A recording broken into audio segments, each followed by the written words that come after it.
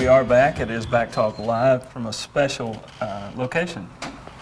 It will be called Katichi, and we thank the folks at Katichi for allowing us to broadcast here tonight. Our studio is under repair and or renovation. Renovation. And hopefully we'll be back in home soon. But tonight we have with us Parks White. He's, of course, the district attorney for our circuit, and we're talking about Parks. By the way, thank you for coming back after you got elected. It's my pleasure. pleasure. Some people won't do that for some reason. I don't know. But, we're talking about this case, a conviction, 50 years now. How long did it take this jury? Why did this guy go to trial? I mean, did he really think he had a chance to I didn't offer him anything. Okay.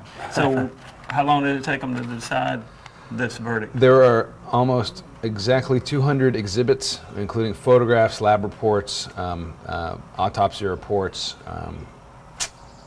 crime scene diagrams, maps, introduced at trial. The jury deliberated for 35 minutes. 35 minutes. Well, must have been slam dunk then. You know, I would never describe any case that goes to trial as a slam dunk. No, you wouldn't. Now, what's the response been from local law enforcement to? I mean, I think we've gone from pretty laid back, maybe take it easy kind of prosecutions, the pace of prosecution, to now we're moving pretty fast. Are you moving to the guys saying, hey, you know, slow down, we can't keep up with you? Or Not at all. And you know, law enforcement, we're working hand in hand with them. We got just a fantastic group of law enforcement, great sheriff's offices, great police offices, or police stations. The GBI has been fantastic to work with. All of them, you know, they appreciate the fact that we're taking their work seriously and that we're trying to recognize their effort in the courtroom. And that at no point I've ever heard, hey, slow down. They're thrilled that we're up to the level and pace that we are. And our job, you know, we know that we are all a part of the same team. You know, we got to be aligned with each other and make sure that we have each other's back. I'm on call 24 hours a day for law enforcement. I've been out to the scenes of murders with them, you know, as they conduct their investigation. I'm not as a witness, not oversight, just to be there, to have familiarity with it, to know the case from the outset. So we're working hard to make sure that you know, we are both, you know, working hand in hand and to bring real justice to this community, because there's been law here, there just hasn't been justice, and that was the problem. That was the fault of the DA's office and not the fault of law enforcement. I would imagine that the cops and all would really be appreciative, because you know at least you see on television on these shows that these cops are real frustrated because they arrest the bad guys and nothing ever happens. You know, you see that all the time. I guess it's true in real life. And I think that's the frustration that a lot of law enforcement's had for a long time, is that they see the same people coming back over and over and over again with no real consequences delivered to these folks. You know, that's not the game we're playing. I don't know if a recidivist notice has been filed in the last 10 years in the circuit, but in every case where a person has a prior felony, we're filing recidivist A under 1710-7, which means that the judge will have to impose the maximum sentence for the new offense they've committed. For every case that they have 3 prior felonies, we're filing 1710-7C, which means that whatever sentence they receive in confinement, they're not eligible for parole. So we're using those tools to deliver real justice, to get those guys off the street who are a real menace to society. And that had not been the case prior. As far as I could tell. So what are you getting everything from each county? You cover 5 counties: Oglethorpe, Madison, Hart, Franklin, and Elbert. You getting good support from the purse strings, the guys who decide how to fund your office? Recognizing that every county in the circuit has budget issues, that they have been as accommodating as I think they possibly can be, and I appreciate the fact that they have been so accommodating, because we recognize the need for to be good stewards of the public's resources and of the people's money. We're trying our best to keep the budgets as tight as we possibly can, but we have to have the funds in order to operate. You know, the state pays the big expenses for the office, which is the salary for the ADAs and for some of the administrative staff, And then the counties pay for the operating expenses of the office, which includes everything else. You know, the things that keep the lights on, copiers, toner, telephones, computers, internet service, and 2 of the counties actually pay for an additional secretary to have with the office. But what we've tried to do in this, we've evaluated the overall budget and then apportioned it based upon population. So each county gives a representative share of the overall circuit. Well, would I be wrong to assume that if you are sending more guys to prison out of the county jails and you are discouraging people from breaking laws because they might have to go to prison, that's a savings to the county? And that's the goal. And what we're trying to do is reduce the time that someone spends in jail from the time of arrest to the time of conviction, to reduce those number of days in the county jail, because those are expensive days. We're working with the Department of Corrections to see to try to get a video teleconference set up so that we can sentence people who are in prison for new and who still have pending offenses from prison, rather than transport them back to the counties, which costs counties money, and have them in the jail in order to bring them to court and sentence them. If we can do it via video teleconference, that would enable us to avoid the expense associated with transporting state inmates. Who decides whether we can do that or not? It's going to take some time and working with the State Board of Corrections. I see. Okay. You got any good cases coming up? Can't really talk about cases coming up. Oh man. The rules of professional responsibility prohibit me from making extrajudicial statements that might tend to heighten the public condemnation of the accused. But What did he say? He said we're going to jail if we keep talking about it. No. That's just a rule for me. Sorry about that. I think I hit the microphone there. But we're having such a great time. It's a lot of work. It's we're slogging through long hours, long days, long weekends. But I can't complain about it because this is my passion. This is what I love. I'm glad to be here. I'm grateful to the community for putting me in this position. And I am eager and anxious to continue serving and getting this situation under control, getting this backlog under control. And my goal is to make this circuit the safest in the state.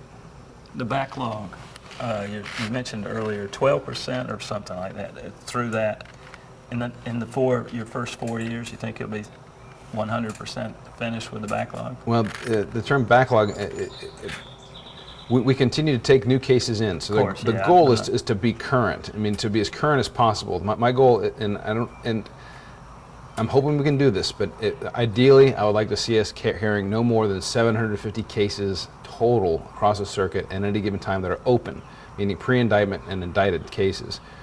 We started off with 3,240 plus for 5 assistants. And that's just an overwhelming case number. If we can, but if we push hard and we get past it, what I'm feeling, the sense I get is the more we start to take this down, the rate at which we'll be able to take it down is going to grow. And so within the next few years, my goal is to get to a point where we're about half, and then by the end of my 4 years, I'd like to be at around 750. That's the goal. Well, I guess I know I have a simplistic way of looking at things, but I guess if the word gets out amongst the criminal element in society that we've got this bad DA that is going to send you to prison for life, or if the word gets out that my guy really got me a great deal of life in prison, that word gets out, I would imagine people will stop either breaking the law or making these plea arrangements. That's the goal. We want people to accept, we give great consideration to early acceptance of responsibility. Acceptance of responsibility is the first step towards rehabilitation. So if you're eager, if you really want to be rehabilitated, if you think you deserve a chance in probation, then resolve your case quickly. Fess up. That's right. Fess up early. I want to ask him about this constitutional issue we've been raising about search and seizure. He's an expert. I worry about too many things, but all right. Now, I heard from somebody that, in Georgia, that the most powerful guy almost is the game warden, because game wardens, according to this fella, game wardens can search your cars, search your houses, search anything without a warrant and without, stating the purpose. Probable cause. That's what they call it. Stating the purpose for which they are searching. And I was saying, oh, you know, I didn't at first. I just thought, mm-hmm. And I didn't even listen to it because I know that the Fourth Amendment of the Constitution says what it says. And I was mentioning that to someone else, and they said, well, you know, let me just Google it. Google it, and it said Georgia, California, and a couple of other states have these laws that allow them to do that. Now, I started Googling. I couldn't really find anything that said that specifically, but I found a bunch of chat rooms where people were complaining about it and that sort of thing.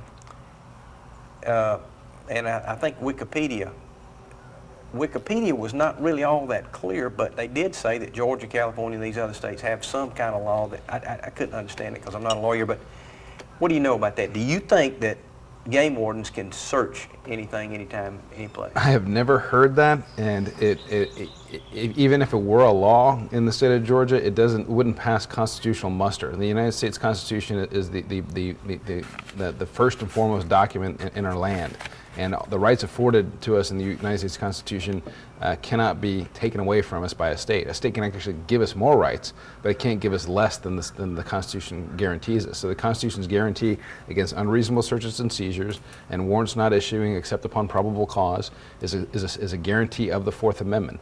And a state couldn't bypass that by giving powers to an individual who says the Fourth Amendment doesn't apply to you. Good. I'm glad to hear you say that because I've been worried to death about it. You know, this fellow that's the head of the NSA, what does that stand for, Lee? National Security Administration? I don't know. What does it stand for? I think it's agency. Agency, okay. Yeah. Well, anyway, whatever it is. I saw that guy on television, and they were asking him about this Fourth Amendment and how it applied to his outfit. And he said, well, the Constitution says that we can't conduct unreasonable searches. Of course, he left out the rest of it, but they asked him and said, well, what about probable cause? He said, no, that's not in there. Well, I think, and maybe it might be administration. I'm thinking of Central Intelligence Agency. Anyway, what the NSA is doing is not gathering evidence for a criminal case. They're doing an intelligence gathering. And so because that evidence isn't going to be used in a criminal case, whether or not the Fourth Amendment applies really is a question. Well, I hope they decide that it is like I hope it is, but... I hate the thought of Big Brother watching too. I know what you mean. But I mean, I just thought it was incredible that the head of the NSA, that's a pretty stout job, that the head of the NSA would say that the Constitution doesn't say anything about probable cause, but it just doesn't allow him to conduct unreasonable searches. Well, that was crazy. And what a lot of people don't know is the NSA is 7 times larger than the CIA. It's a big organization. Yeah, I didn't know that. I'm saying yeah like I knew that. I didn't know it. Yeah. Something keeps flying behind your head. I don't know what that is. I guess it's a word. Drone? No. But you have a drone attack? No, it's not a drone. All right, Parks, what, the fellow that came up from Augusta is it's like a district attorney and then Chief Assistant. Mm-hmm. Jeffrey Fogus. Now, he's a fireball, right? Jeffrey Fogus we think is a you've fireball. got energy. He's really got energy. You know, when the grand jury toured the sheriff's office, Sheriff Cleveland said, you know, I don't know if you've seen his assistant yet, Mr. Fogus, but I think he might be on methamphetamine. Or either that, he grabbed a live wire out of the wall. That's right. Jeffrey is a bundle of energy, but I mean it's all focused in one direction, and that's justice. Jeffrey works just long hours diligently, making sure that he's ready on his cases, and then we resolve these cases. He's been out with training all the law enforcement agencies in the circuit on updates in case law, and also talking to them about what we would like to see in the case files. We don't have the authority to direct law enforcement or direct their investigations. We're working together with them and telling them, you know, based upon our experience in the courtroom, what's really effective in an investigative file, what we need to see in an investigative file, how an investigative file needs to be wholly objective, and the kind of language that we need to use in an investigative file, as well as, like, you know, pictures and why they're important. But Jeffrey is a great friend. We started practicing in Augusta together years ago before I went into the Navy. And then when I came back off active duty and went back to the DA's office there, Jeffrey was in Pakistan at the time working as a missionary. He had took his wife and his 2 boys with him to work as a missionary, and his 3rd son was actually born in Pakistan. Wow. And then he spent a year over there until the situation really kind of destabilized, and he had to leave the country. And he went back to the DA's office in Augusta, and I was thrilled that he accepted the position of being my chief assistant district attorney. There Well, it it is. sounds good. It all sounds good. I appreciate your hard work. Yeah, and we thank you for being here. I Will you appreciate come that. back? And I give us will. an update? Thank you for having me. We'd like to hear some more about those successful cases. And, Certainly. Thank you for what you're doing. It's a great change for Hart County. We're a part of that. Parks White, District Attorney for the Northern Circuit. And we'll be right back with the second half hour of Back Talk Live right after this message.